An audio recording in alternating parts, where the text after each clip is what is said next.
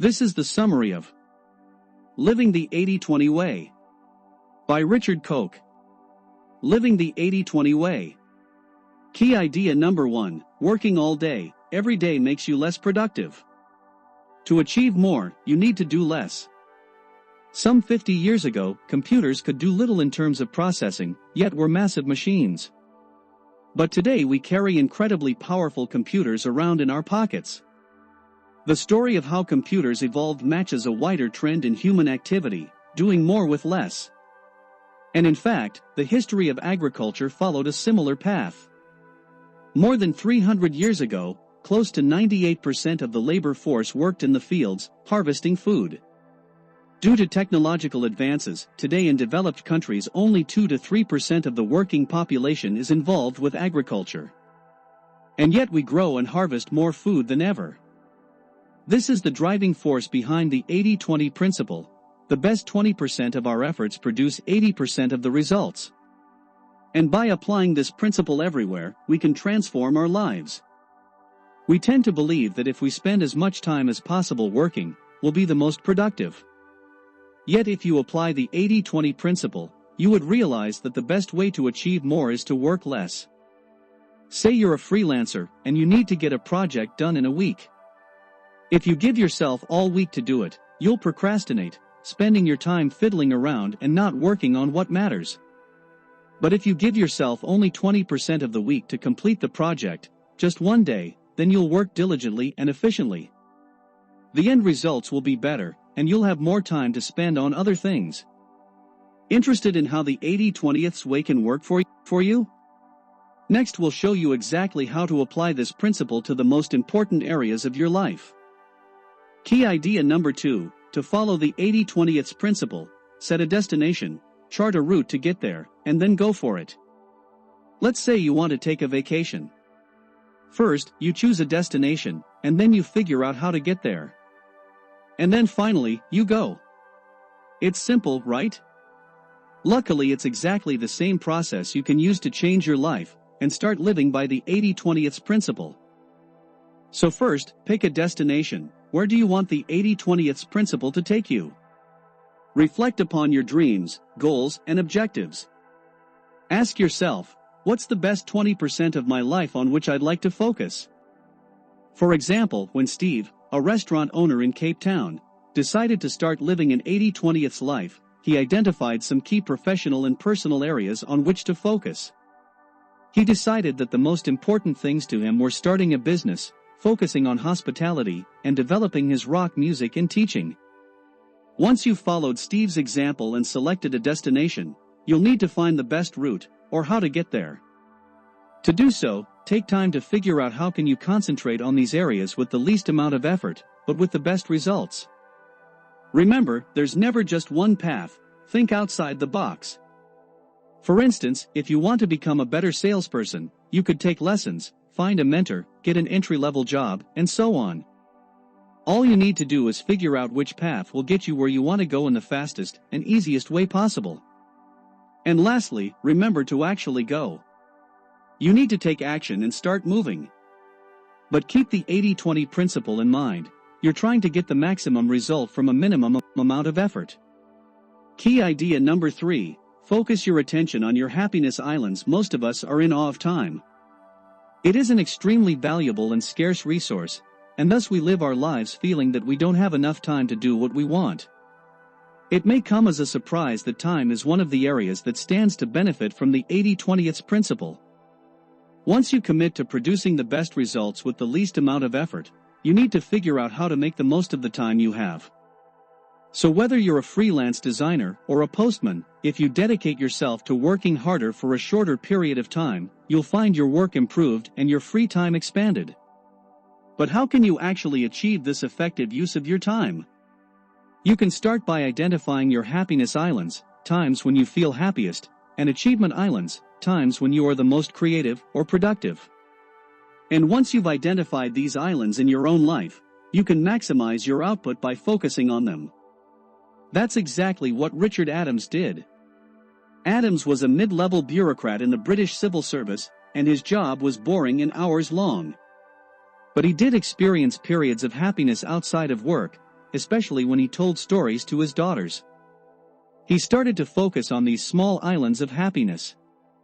He then wrote down the stories, and they eventually became his best-selling book, Watership Down. From small happiness islands in a sea of boredom came success. So ultimately, when you let go of your notions about the scarcity of time and start working intelligently, you can achieve miracles. Key idea number 4, use the 80-20 principle to invest in the long term to earn big, or save incrementally to reach a goal.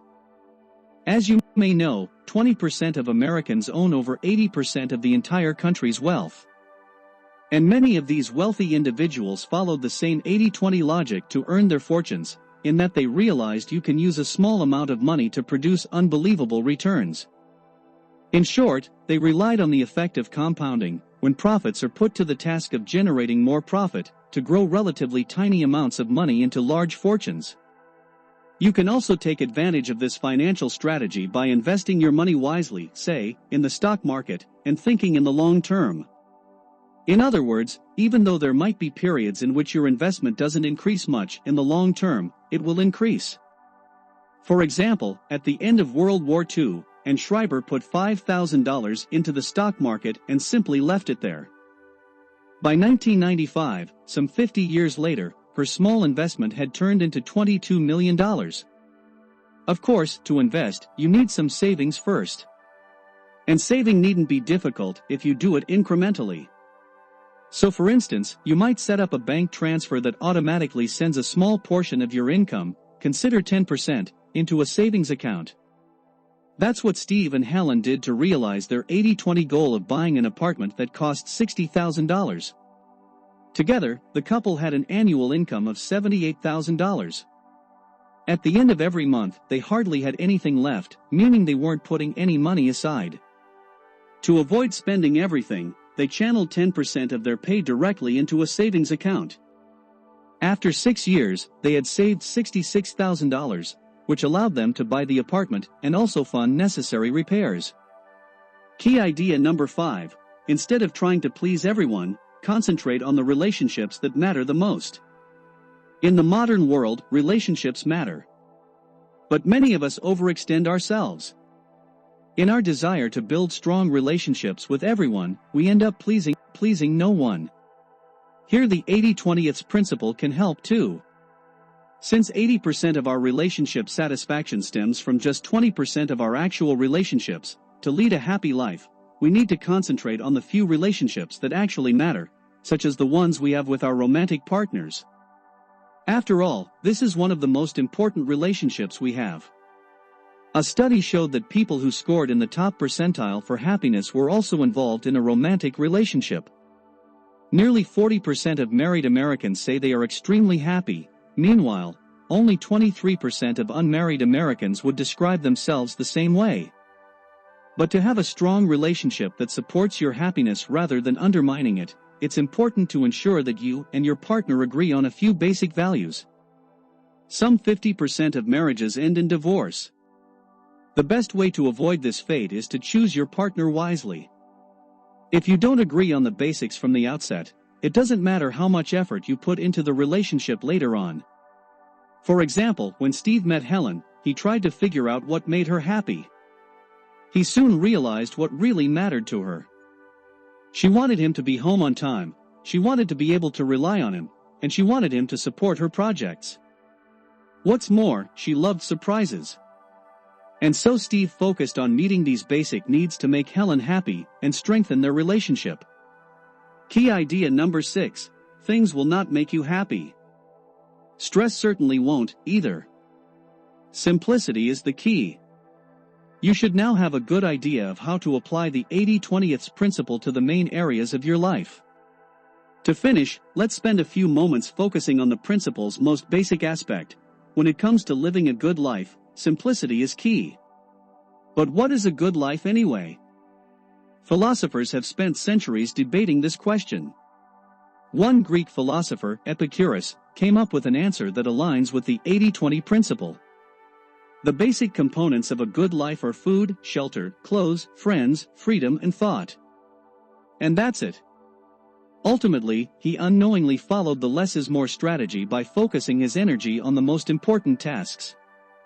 And Epicurus put this philosophy into practice by living a life ordered by the principle of simplicity. He lived with 7 friends in a commune.